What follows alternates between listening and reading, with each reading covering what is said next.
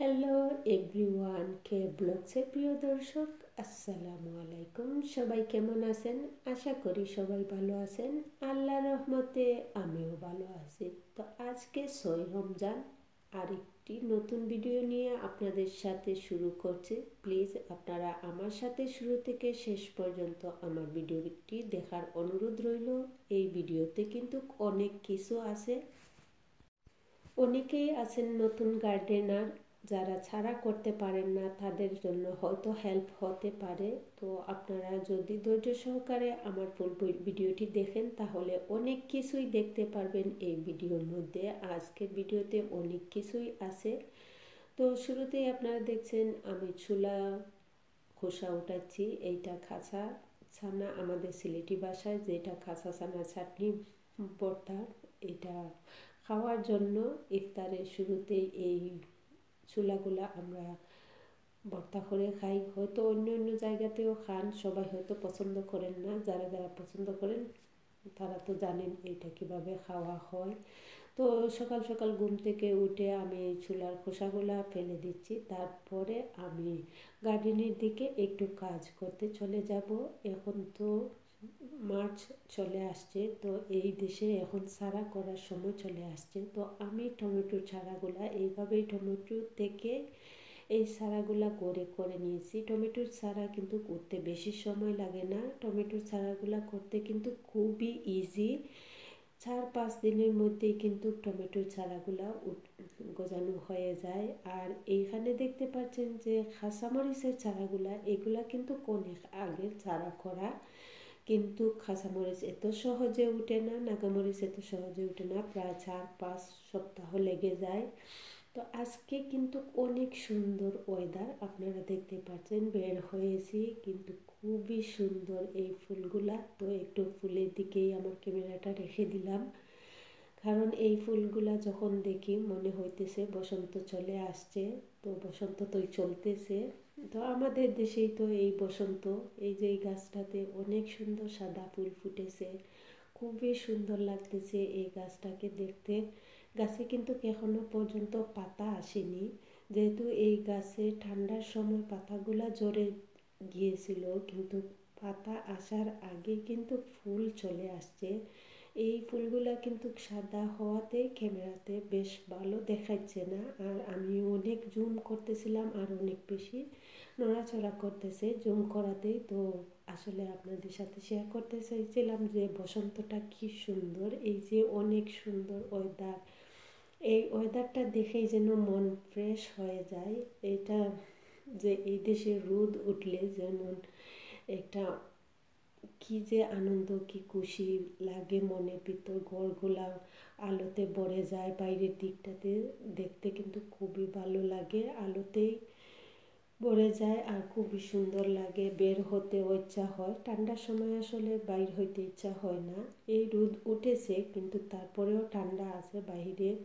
বাহিরে গেলে বোঝা যায় যে কতটুকু ঠান্ডা, ঘরের ভিতর বোঝা যায় না, যেহেতু এখানে হিটার অন থাকে। আর রোজার মধ্যে তো এমনিতেই শরীরটা ঠান্ডা থাকে। ঠান্ডার সময় এইখানে বাইর হয়ে যে গাছগুলা পরিষ্কার করব, আর সব গাছগুলাই কিন্তু ঠান্ডায় মরে গিয়েছে, আর শিকড় থেকে আবার নতুন গাছ গজাচ্ছে। তো চিন্তা করলাম যেহেতু রোদ উঠেছে একটু পরিষ্কার করে দেই। তো আসলে পরিষ্কার করতে এইখানে কিন্তু অনেক কিছু করে তারপরে মাটিগুলা চেঞ্জ করতে হবে। তো রমজানের মধ্যে আমি এইগুলা করতে চাচ্ছিলাম না, ভাবছিলাম যে এই গাছটা পরিষ্কার করে দিই, গাছটা উঠুক, পরে আবার এইটাকে চেঞ্জ করব, বাকেট চেঞ্জ করব অথবা নতুন মাটি দিয়ে দেব। এখন এই গাছগুলা সরিয়ে দিই। এই যে আরেকটা শিকড় থেকে অনেক সুন্দর হয়েছে। আর আগে যে গাছগুলা ছিল এই গাছগুলা সবগুলা কিন্তু শুকনো হয়ে গেছে। এই তো আমি ভাঙতেছি, চলে আসছে সব কিছু, আর নতুন করে এই শিকড় থেকে এই গাছগুলো উঠছে। এইরকমই হয়, ঠান্ডার সময় গাছগুলো সব মরে যায়। আবার যখন বসন্ত আসে, স্প্রিংয়ের সময় আসে, তখন কিন্তু আবার গাছগুলাতে যেন যে কি হয়, সাঁতারের মুয়াজিরান কি যেন এরকম একটা ডায়লগ বলে না, যে পানি পেলো আকির এত কষ্ট করার পরে, এরকম আর এই বাকেটটাতে কিন্তু ছিল গাঁদা ফুল, যে এলো ফুলগুলা এইগুলা। তো এলো ফুলগুলা তো গাছগুলা মরে গেছে, কিন্তু এলো গাঁদা ফুলের যে বীজগুলো আছে, অনেক বীজ কিন্তু এই বাকেটের মধ্যে পড়ে আছে। তো আমি চিন্তা করলাম যেহেতু এই ওয়েদারটাতে ভালো হচ্ছে, আমি এই গাছগুলাকে সরিয়ে এই গাঁদা ফুলের সিডগুলাকে ছিটিয়ে দিলে হয়তো উঠে যাবে, আর রোদের দিকে একটু দিয়ে দেই। তো আমি গাছগুলা পরিষ্কার করছি।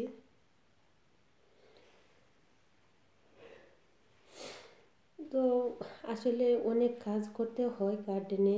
তো এইরকম ওয়েদার না যে বাইরে সব কিছু করতে হবে, অনেক কিছু করতে হবে। এই বাকেটগুলো চেঞ্জ করতে হবে, নতুন মাটি দিতে হবে, নতুন করে গাছগুলোকে গজাতে হবে। তো আমি একটু একটু করে শুরু করছি, কিন্তু পুরোপুরি করতে গেলে আমার সারা দিন লেগে যাবে। সেই কারণে টেম্পোরারিভাবে আমি এই গাছগুলা পরিষ্কার করে দিচ্ছি, যাতে এই গাছগুলা সুন্দরভাবে উঠতে পারে। পরে এই গাছগুলাকে যত্ন করে আমি আবার এই গাছগুলাকে যখন করব অবশ্যই তো আপনাদের সাথে শেয়ার করব।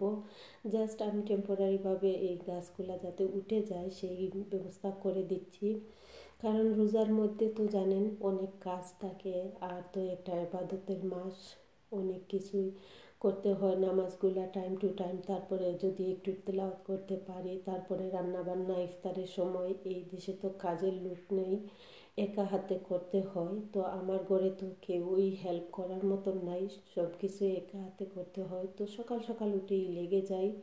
তো কিছুটা যদি আমি পেঁয়াজগুলা কেটে রেখে দিই, কিন্তু ইফতারের টাইমে এত বেশি আর ঝামেলা হয় না, সেই কারণে আগে থেকে কিছুটা আমি আগুয়ে রাখি। এই যতগুলো বাকেট আমার এই গাঁদা ফুলের ছিল, সবগুলাতে কিন্তু আমি এই গাঁদা ফুলগুলার সিডগুলা ছিটিয়ে রাখছি, যেহেতু ওয়েদারটা ভালো হয়তো উঠে যাবে। আর কিছুটা আমি গড়ে রেখেছিলাম, অনেক সুন্দর চারা উঠেছে, এটাও আমি আপনাদের সাথে শেয়ার করব একটু পরে। ঘরের ভিতরে আসতেছি, যেহেতু আমি বাইরে এখন করতেছি, বাইরটা পরে আমি ঘরের ভিতরে আসতেছি। তো আমার ভিডিওগুলো যদি আপনাদের ভালো লাগে অবশ্যই আপনারা আপনাদের ফ্যামিলি ফ্রেন্ডের সাথে শেয়ার করতে পারেন। হয়তো আমার ভিডিওগুলো ওনাদের ভালো লাগতে পারে, অথবা আমার কথাবার্তাগুলোও ভালো লাগতে পারে। অনেকেই আছেন ভিডিও দেখেন না, ভিডিও প্রয়োজন হয় না, ওনারা তো হয়তো অন্য অন্য দেশে আছেন। তো অন্য দেশে তো এই কাজগুলো করতে হয় না, কাজের লোক আছে। এই দেশে তো ইউকে যারা অথবা ইউরোপে যারা আছেন সবাই কিন্তু নিজের হাতে সব কাজগুলাই করতেছেন। আমি একটু আলসি করে এই গ্লাভটা হাতে লাগাইনি। অনেকেই বলেন যে গ্লাভটা নাই কেন হাতের মধ্যে, এরকম মাটি নাড়তেছি। আসলে এগুলা ঘরের প্লান্টস, তারপরেও আমি গ্লাভটা হাতে লাগানো উচিত ছিল। আমি গ্লাভটা লাগাতে একটু আলসামি করে লাগাইনি। আর গাছের মধ্যে একটু শুকনো শুকনো মাটি হয়ে গেছে, একটু জল দেব আমি। অরেঞ্জের জলের যেটা, এটা কিন্তু ভিটামিন সি পাওয়া যায়। এই অরেঞ্জের জলটা যদি আমি পাতার মধ্যে ছিটিয়ে দিই, কিন্তু পাতাগুলা অনেক সুন্দর সতেজ এবং গ্রিন থাকে। সেই কারণে আমি মাঝে মধ্যে অরেঞ্জ অথবা কমলার খোসাগুলাকে এই ওভারনাইট, যেটাকে আমি ভিজিয়ে রেখে পরের দিন আমি এগুলা পাতাতে দেই। আর আপনারা দেখতে পাচ্ছেন কি সুন্দর পাতাগুলো, অনেক সতেজ এবং ক্লিয়ার। এই গাছগুলা কিন্তু আমার অনেক বছর হয়ে গেছে, তারপরেও মাশাআল্লাহ অনেক সুন্দর আছে। তো এই গাছগুলো আবার আপনারা অনেকেই বলেন যে ইনডোর প্লান্টসগুলো আপনাদের মরে যায় কেন। আসলে এগুলাতে কিন্তু আলো চাই, আলোর মধ্যে রেখে দিবেন। যদি ছায়া পড়ে যায় এই গাছগুলো কিন্তু মরে যায়। ছায়াতে রাখবেন না, আলো জায়গা যে এখানে পড়ে এখানে রাখবেন। আসলে অনেক সময় অনেক ঘরের সুবিধা মতন আলো জায়গাতে রাখা যায় না, দেখা যায় যে আলো যেখানে এখানে রাখতে গেলে একটু যাওয়া আসার জন্য অসুবিধা হয়ে যায়। তো এখানে কিছু পামকিনের সিড আমার চারা উঠেছে, তারপরে কিছু শিমের চারা উঠেছে। শিমগুলো বেশি আর্লি হয়ে গেছে। তারপরে এইগুলা কিন্তু আমি সব থেকে খাওয়ার জন্য শিম আনছিলাম, পরে আমি এইগুলাকে ছাড়া করে নিয়েছিলাম। তো উঠে গেছে, যেহেতু দেখি এইগুলা কি হয়, কি ধরনের শিম হয়। আর হচ্ছে আমার ঘরের ভিতরে কিছু কিকুম্বার গাছ, তারপরে নাগার গাছ, তারপরে আরও শিমের মরিচের চারা, যেগুলাই উঠেছে এগুলো আমি আপনাদের সাথে শেয়ার করছি, আর অনেক কিছুই আমি ছাড়া করে রেখে দিয়েছি। আর এটা হচ্ছে আমার আপেল গাছ, এটা পুরানো আপেল গাছ, কিন্তু অনেক দিন হয়ে গেছে, অনেক আপেল আসে কিন্তু এখনো পর্যন্ত আপেলের ফুল আসেনি। আর নতুন করে আরেকটি, এটা হচ্ছে প্লাম, প্লাম না, পেয়ারের গাছ। আসলে আমার গার্ডেনে প্লাম, পেয়ার অথবা গ্রিন আপেল, রেড আপেল সব ধরনের ছিল। তো একটা চেরি গাছ লাগানোর ইচ্ছা ছিল, কিন্তু চেরি লাগাবো না, এমনিতেই আমার গার্ডেনে অনেক পাখি চলে আসে, তো পাখি কিন্তু সব চেরি খেয়ে নেবে আর অনেক খাসরা হয়ে যায়, সেই কারণে আসলে আমি চেরি গাছটা লাগাতে পারি না পাখির ডিস্টার্বের কারণে। আর এই গাছগুলোতে তারপরে খেয়ে নেই। গত বছর এই একটা প্লামের গাছ মাশাআল্লাহ অনেক প্লাম ধরেছিল, কিন্তু একটা প্লামও খেতে পারিনি। যখন পাকছিল প্লামগুলা, যে খাওয়ার যোগ্য হয়েছিল, তখন সবগুলা প্লাম পাখি খেয়ে নিয়েছিল, মাত্র 7টা প্লাম আমি নিয়েছি। আজকে এইখানে বিদায়, আল্লাহ হাফেজ।